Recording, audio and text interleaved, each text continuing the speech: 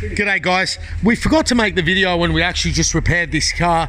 This is the same car that we had the passenger airbag fault on.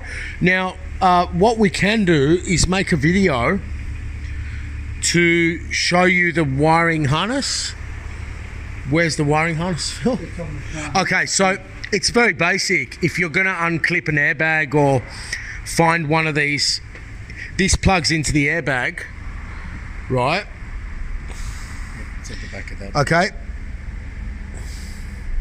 So this is the original one. It's lost the black. That's lost the black plastic that goes around the back of it, that little flat. It's like a locking clip. Locking clip.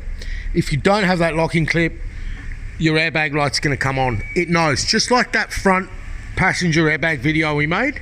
And also we just did a little test. The light wouldn't turn off after one cycle of ignition until we put the scanner on it, and even then it was still on, and then it just turned itself off just before we made the video.